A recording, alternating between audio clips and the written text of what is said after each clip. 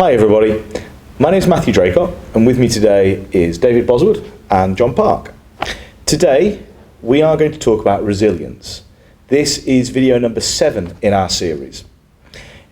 It's very heavily linked to the last 2 weeks of delivery you've already looked at. The idea of flexibility and the idea of risk and risk mitigation. Resilience really is the final sort of key quotient in some respects. The ability to bounce back and to take on board failure, learn from it and develop. But I'm going to talk about that in more detail with both of our speakers here today. In terms of this session, we're going to first start off by explaining resilience, and I'm going to link out at some point to a test that I'd like you to go away and do, which is a resilience quotient test. And that's going to actually examine how resilient you are as a person. Now, with all personality tests, again, I say this with every video, but do take a degree of bias in that and try to think about what the test's saying. But it should be a useful starting point for you to understand your own personality and how resilient you are. And finally, I'm going to ask you to go off and practice a little bit of resilient behaviour. But again, that's going to be something we come back to and we look at in terms of your journal. So without further ado, I'm going to start by talking to David about resilience. Now, David, in terms of your context, what would you say being resilient means? Ooh, resilience. I think it's not to take every failure as a big knock. Mm-hmm.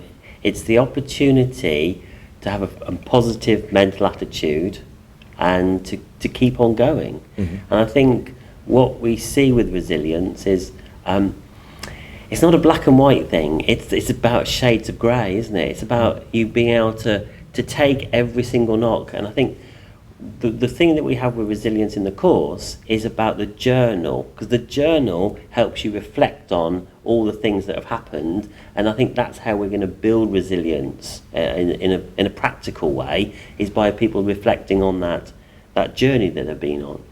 And so yes, I think resilience resilience and the opposite side of the coin is failure are two important parts here of any entrepreneurial development. And what about from your perspective, John? Where do you think resilience fits into that entrepreneurial development? I think it's what David said. You've got to balance this, resilience is good provided it doesn't get out of hand. Mm-hmm. So I've got one rule of thumb, which is stuff goes wrong. And if you basically give up the first time something goes wrong, then forget trying to be an entrepreneur, because that's just going to be a day-to-day reality.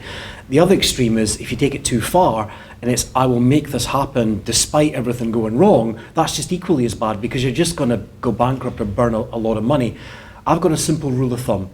If at first you don't succeed, try again. If you fail, give up before you make an idiot of yourself. I think that's a really interesting idea, because I think John makes a very useful point there, that as with all the topics that we talk about, there are levels at which these skills are useful and levels at which they may begin to hamper you. Being resilient is really good. Learning to bounce back from a failure is great.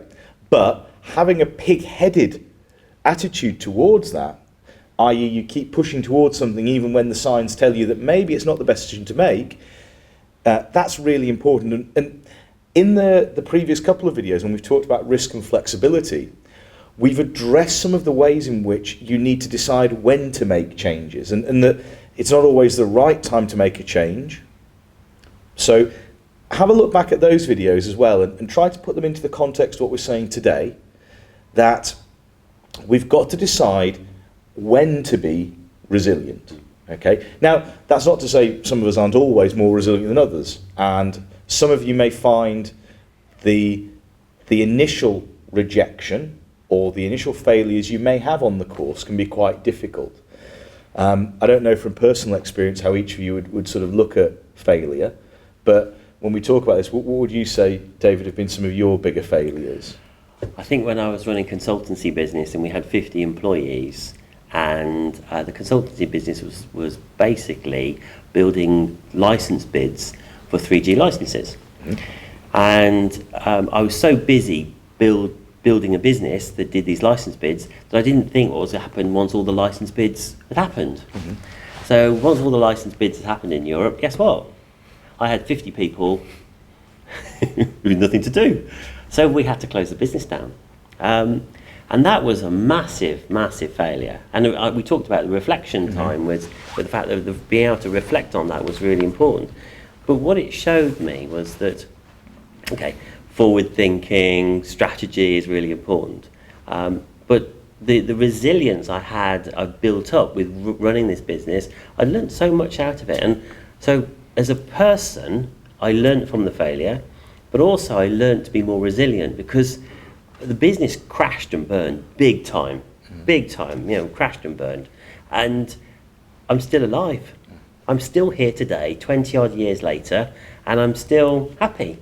So sometimes people think, I've got to keep this business going. I've got to make this business happen and be successful because it's everything I'm doing. But actually, there's more business opportunities out there, and you can move on to the next thing. You don't have to keep flogging a dead horse. And that's also part of being resilient, is actually realising, when is that time to give up and when is the time to move to the next thing. From your perspective, John, what would you say about that attitude towards dealing with risk? I mean, has there been a time in your career where toward dealing with failure? I mean, has there been a time in your career where you've had a failure and had to come back from it? All the time. I mean, I think that's part of the reality is in every failed project, it's only a failure if you fail to learn from it. So I have a personal mantra, which is if something goes wrong, I like to analyse why it went wrong. Was it me? Was it that something went wrong with the technology? Was it unforeseen? And for example, if you're investigating a business opportunity and then you go through a whole bunch of work to figure out that, there's a market, there's customers, but it isn't viable because you simply can't meet the technology, well, actually, you've learned a hell of a lot about that market. It may be that your original business idea was not viable, but you can take all of the stuff that you've learned about those customers to create a better product. So I think it's about trying to always take the positives out of any failure and think about how you can learn from it going forward. So this concept of having, I think you have people doing a reflective log as they go through it, I think that's fundamentally important because we don't take enough time looking back on the things that have gone wrong and analysing why they've gone wrong.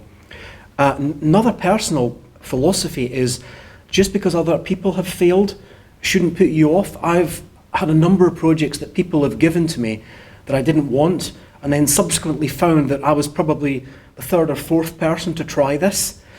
And really you can get quite down because it kind of defeats give up before you make a fool of yourself. But one of the things I often do straight away is to go back and talk to all those other people that have failed before, try to understand why it went wrong, and actually try to figure out, is there a better way to tackle it? Was it they were tackling the wrong problem, or was the solution wrong? And a lot of times, just being able to go back and look at other people's mistakes has enabled me to coach people to build better solutions or to find better ones of my own. I think what we're building here is a picture of the idea that, from our perspective, within the context of the course, resilience is that ability to come back from failure. But it's also that ability to learn from failure, to analyse those failures, and to pick out what's really relevant. I think that's one of the important things that John just said about learning from them. You can learn lots of different things from potential failures, but identifying the important parts of that failure. I think in your context, I don't know what you would say was the most important part of that business failing, David. Was there a particular part of it that you really picked out? I think it was me. Yeah.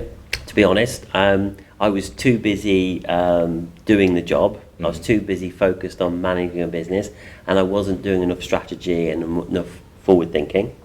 And that was because my background is technology, and as a technologist, I love doing technology. If you give me a computer program, I'm the one who would sit there and program it, even though I'm probably the person that should be selling it or should be doing other things.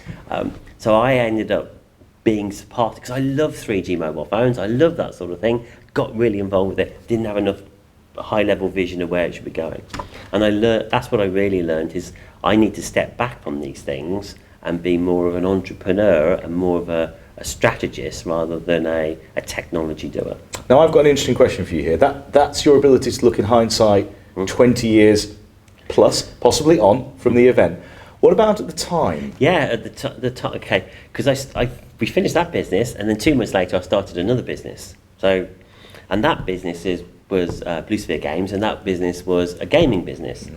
And my role there was really chairman, and also was sales.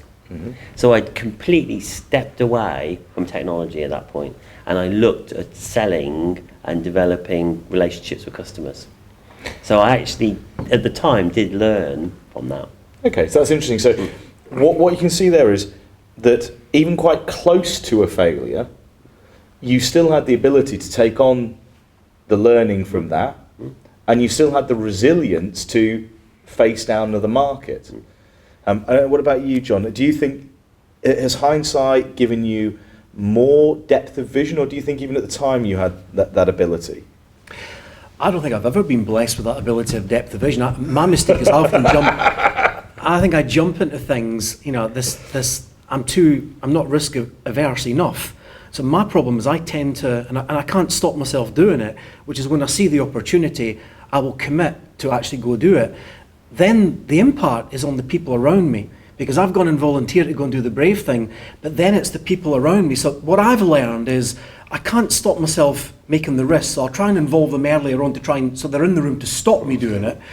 If they're not in the room to stop me doing it, then what I make sure is that if I've gone and committed to do something, that all they ever get from me then is support, because I'm the one that's put them in that position. So my job is to actually coach them and develop them to actually help them de-risk the risky proposition that I've got them into. But that's interesting, because what you've just said is that you understand the team that you need around you for you to become a resilient entrepreneur, and creating that team around you allows you to literally almost create a team that creates a successful business. Yeah. And I think teaming that with what David's already said, we can start to see here how that idea of resilience links into the idea of strategy and vision, links into the idea of working with other people and having people around you who, I think, as we've said previously, help you balance and can act as both critical friends, but also can act as quality allies in terms of those scenarios. Okay, so you can start to see how resilience as an idea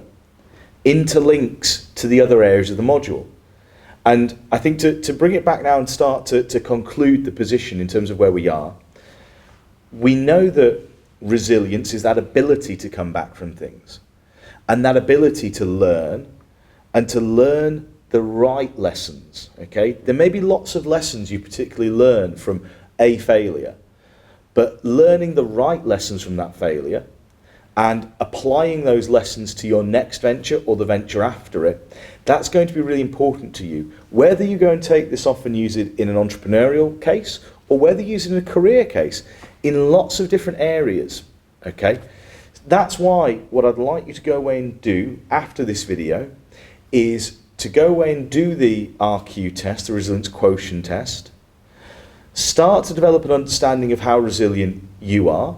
Maybe start to think about the people around you that, if you're not particularly resilient, can help you, or if you're too resilient sometimes, can help balance you out and give you those voices that you might need to slow you down or occasionally pull you back from the precipice. And then I'd like to go away and reflect on that in your journal this week, and to discuss a little bit about resilience, what it means to you, and either how you're going to develop some more resilience, or how you're going to perhaps rein in your resilience a little bit so that you can give the most rounded view of yourself as an entrepreneur moving forwards. So again, I hope this has been useful. Thank you very much to David and to John for joining me today, and I look forward to seeing you all soon. Thank you very much. Bye. Bye.